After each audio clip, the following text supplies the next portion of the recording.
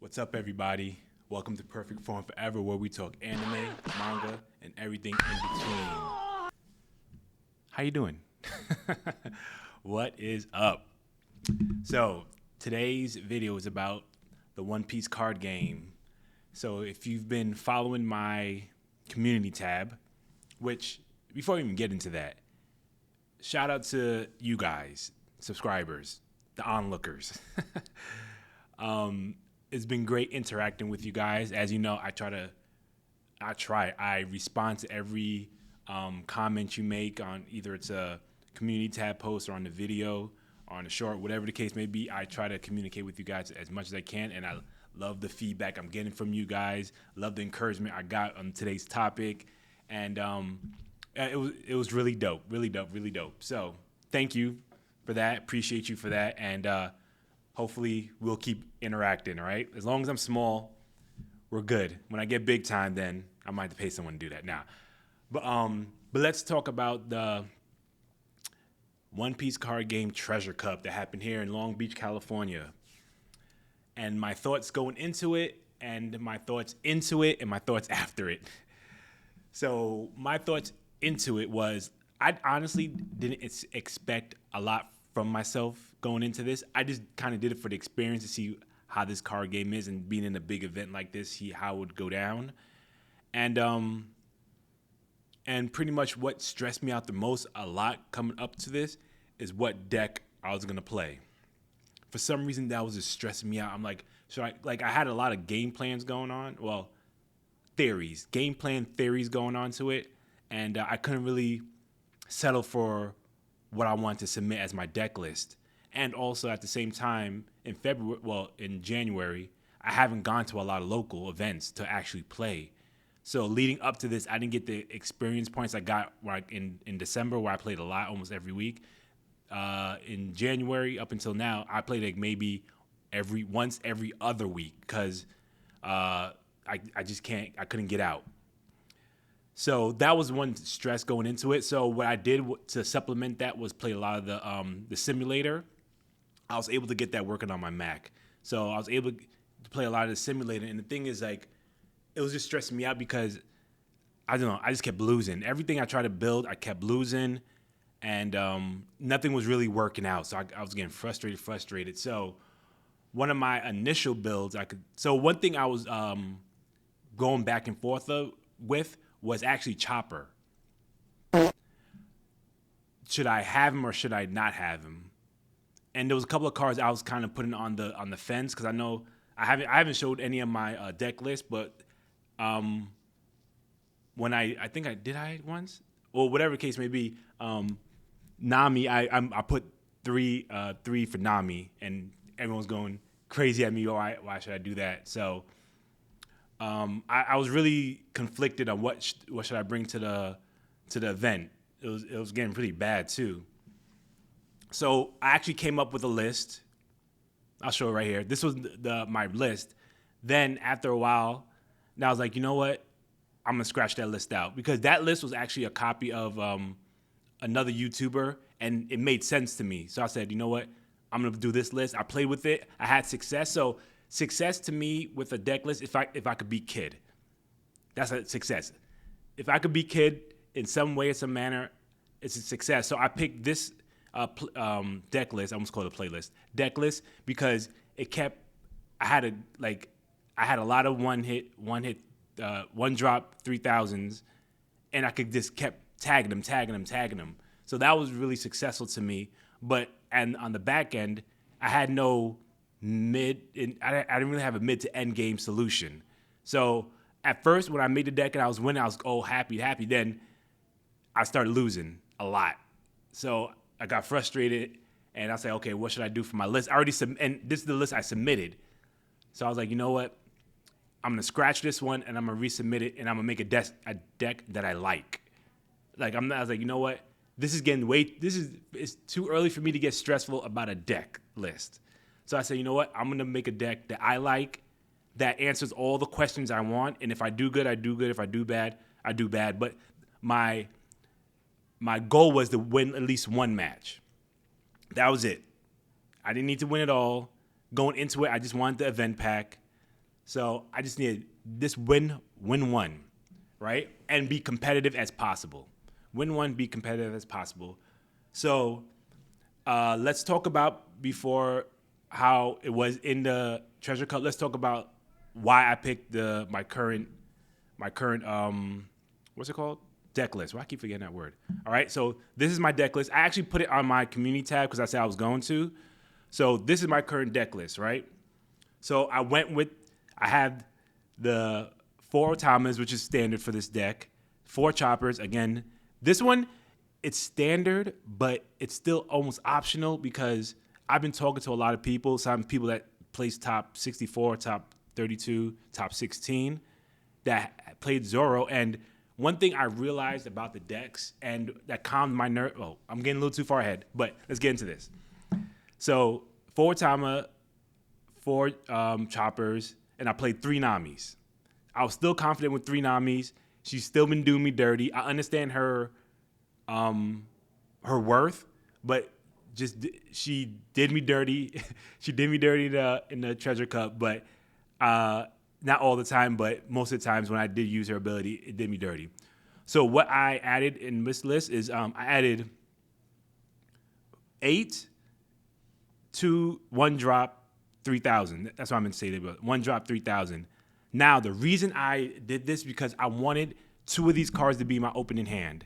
So my strategy going into this game is that so every time I do a dice roll, 4 out of 5 times, I lose it. Just my luck. I just lose it. So I said, you know what? I'm going to make my game plan going second. Since most of the time, a lot of people want to go first, my game plan is to go second. And the game plan, if I had the optimal hand, would be having either a Sunny, this Karu, or this Camacho. I don't know. Camacho. We'll call him Camacho. Have 2 of them in my hand. So on my first turn, I could just bust both of them out. And my next turn, if everything goes well, I could go for a quick 5 on both of them. That's my game plan. That's been working for me when I did it on the simulator. Okay. And if I have a third one so I attach 1 to Zoro. So I have 4 cards. Attach 1 to Zoro, attach 2 of these 1 drops. So that's 3 hits. And if I have another 1, I'll go in, put that out, right? So usually they tag out those 2, so they wasted kind of hit. I say they wasted hits on those low end ones, and I can put the third one, blah, blah, blah. So that's the game plan. I had a game plan this time. This is the first time I've ever had a game plan in this card game, right? So that's why I have 8 of the 1 drop 3,000. Then I have 4 Usops for the 2K counter and for my Crocodile matchup. Now, this has been working. So it was either this one or the Sanji, the where you draw life and it becomes AK or whatever. I chose him because he had more utility than Sanji did because I don't draw life. I lose life, but I don't draw out life. So he had more utility. So when I did put him out and I put 1 under him, especially with the kid matchup, they would take the hit. A lot of them would take the hit instead of using their only if they really need Crocodile. They'll take the hit instead of doing their what was the card called that they always use? Y'all know what I'm talking about. I'll show you here. This card and this card. So it was a threat for me to draw life, right? That's why I like him as a 2K counter, and a potential playing card, and I'll probably keep him. Then I have 2 Sanjis. Sanji is my rusher. I need another rusher.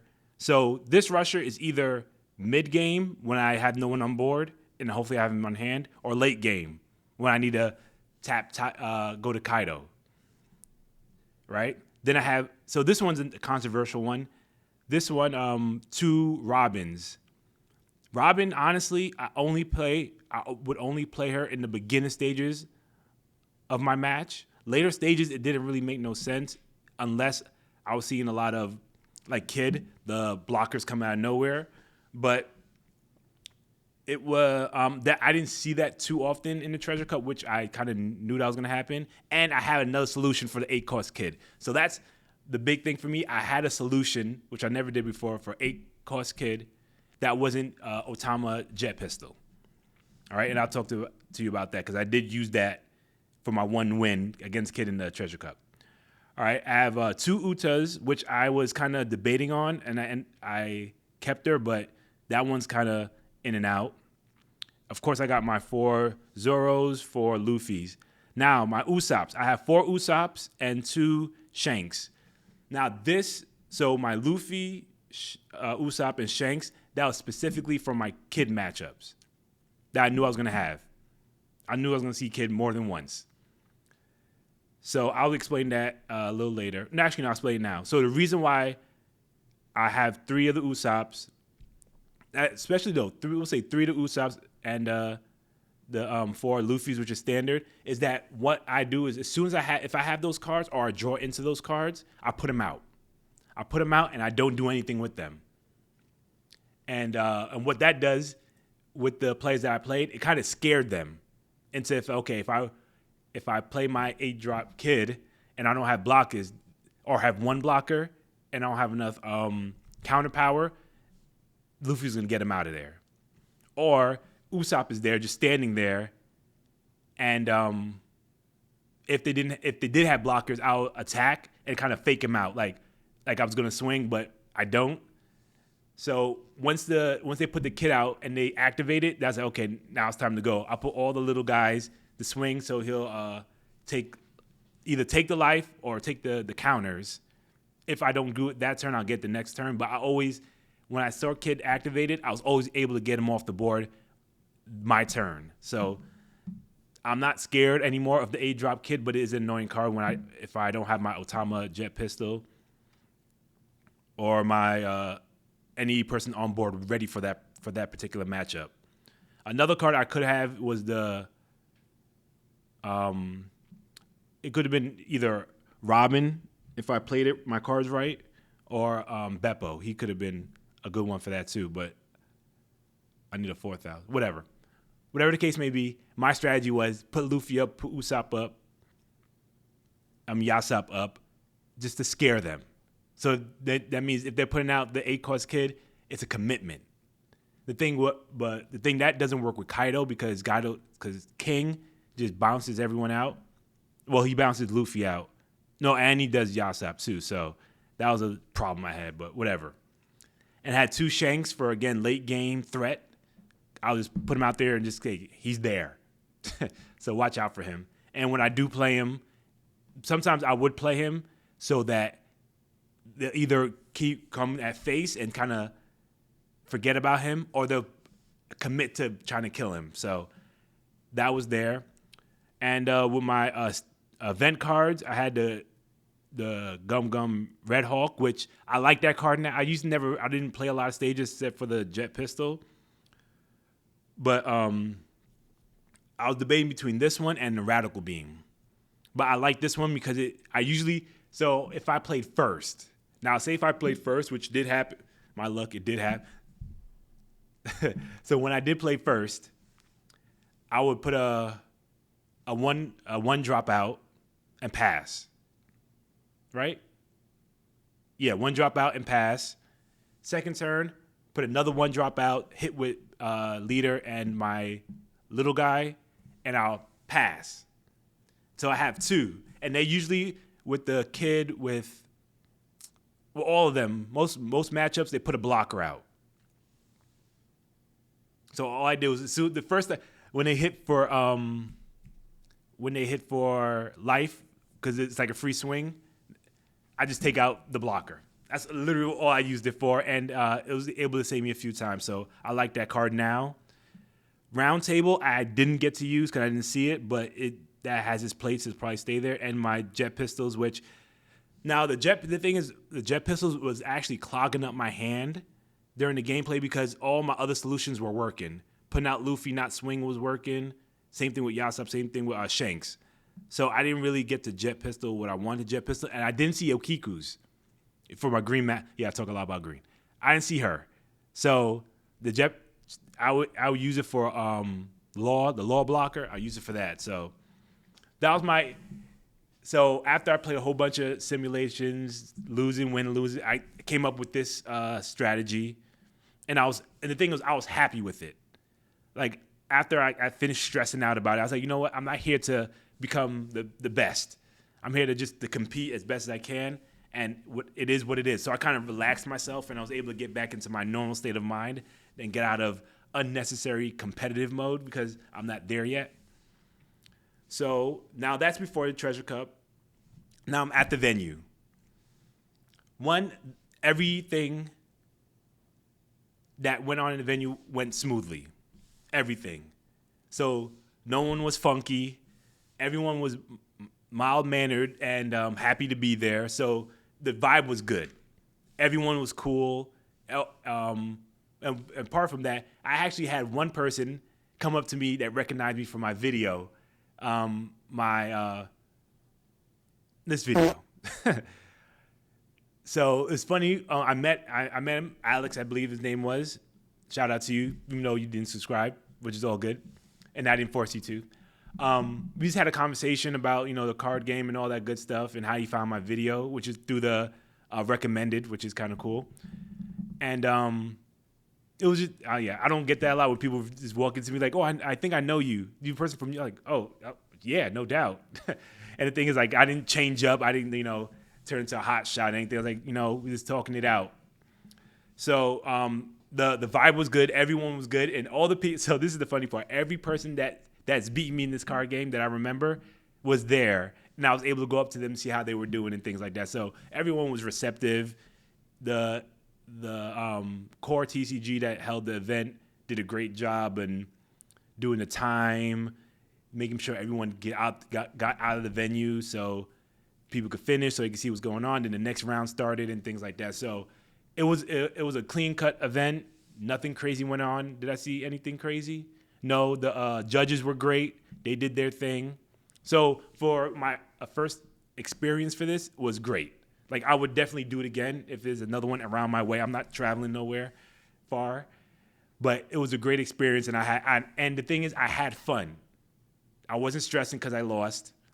Because I was informing you guys. I was like, you know what? If I win or lose, I'm going to tell you guys what's going on, who I lost to, and all that good stuff. And there was literally, I didn't sense any negativity. Well, apart from, because I didn't know nobody. Like, I did run to a bunch of people that I met at locals. So we did talk it out and things like that. But I didn't come with a squad or anything like that. A lot of people came with their friends. I'm assuming they carpooled. There was a lot of people wearing the same shirt. So I guess they got teams and things like that. So it was a all around good vibe and all that good stuff. One thing I regret not doing was trying to talk with more people, network a bit more. I didn't do it as much because I just fall back in the cut and just chill. You know what I mean? I'm not one of those types that I go to every person, try to talk to them, strike up conversation, stuff like that. So that's why I shout out to Alex, or A, if I'm getting the name wrong. He came up to me and we started talking. So that was dope. Now during the match, I wasn't nervous. I was just laid back. It is what it is. But for some reason, so with this deck, every time I got my first hand, I will have just straight hitters. I have Zoros, Luffy's, Usopp's. I'll have all my good hitters, but no counter power. Or the other way around, a bunch of counter power, but no hitters. And my mulligans were just. So I'm gonna come up with, this is what I have. I have PTMS, post-traumatic mulligan syndrome. Like, every time I need to mulligan, I'm like, oh, it's like I'm starting to have symptomatic sicknesses going on. I'm like, oh my God, I got a mulligan. I know I'm gonna get a trash hand. All right, mulligan, I'm gonna do it. Shuffle it back, do the cut. I get the cards. It's like, this is the mulligan hand too, so it's hilarious. So usually for this Treasure Cup, whatever hand I got, I mulliganed once. Out of the main event, I played 4. I won 1, lost 4. I mulliganed once. And that was one of my losses. The ones I kept, I just said, I'm holding this hand. It's not going to get any better than this. So I went through with it. So so the event was nice. There was good space in between all the players. Everyone got their mats out. It wasn't like touching or anything like that. So it was all good. And see what else? What else with the venue? So I'm not gonna say anything bad about Core TCG, but they were the only vendors there, right? I thought there was gonna be more vendors, but they were the only vendors there, and they were selling booster boxes for I believe $230. They had the new starter deck 5, the film deck, for like $35. And I think they had that for the rest of the starter decks, and it had sleeves for like $11. And they also had a bunch of singles, which are overpriced. Like it was this. I mean, they had like regular, like the 6,000 queen blocker for purple. That was like almost $20. I'm like, come on now. So that was interesting to look at. I wanted to take a picture, but you couldn't take pictures in the venue per se. So except for the one I took and I posted up. But yeah, but one thing that was dope about the matchup is that when I was in the matchup and I got my butt kicked, the person that I was going against didn't just pack up and leave. They actually talked me through where I went wrong, because my first kid matchup, he said I was supposed to win that. But the thing is, I'm not dawn efficient, we'll say. I'm very sloppy with my dawn. So he told me, like, you had a full board, you should have beat me, you should have did this, that, and third. I was like, oh, okay.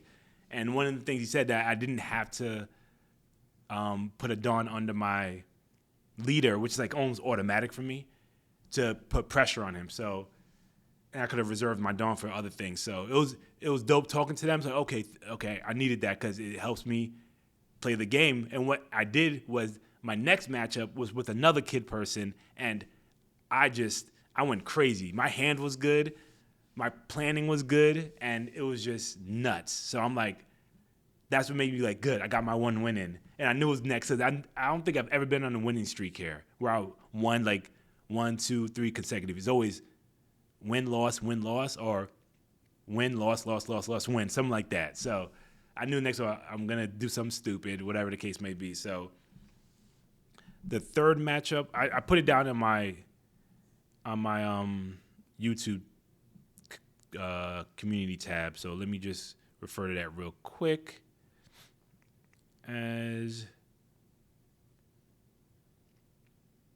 So my first round was kid. Again, I just didn't execute. I didn't know what the hell I was doing. So I was an L. Second one was a win against green, goal. I didn't even lose life. That's how hard I was going in the paint. The third one was I went against Crocodile. And the thing is that Crocodile with Banish was just kicking my butt. I didn't know what to do. So that did me dirty. And I went against Kaido, and it was just the mulligan. That was my mulligan situation, and I was like, man, I ain't ever mulligan again. And what happened after that, so what was going on is that after the second round, they started doing registration for the side event. So after the second round, registration for the first one, third round, registration for the second and third one maybe, and the fourth round for the fourth and last one. And that's the reason why I dropped out of the main event, because I at least wanted to get into the side event to get another, my third event card. So that's what I'm really there for, just for the event card. So that's why I dropped out early. And in the side event, my first match was with Red Green Law, and I won that one.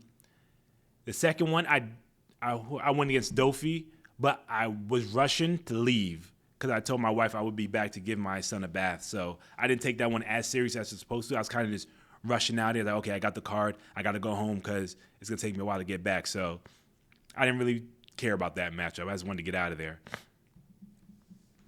But all in all, like, everything about that day was good. Like, it left a good taste in my mouth.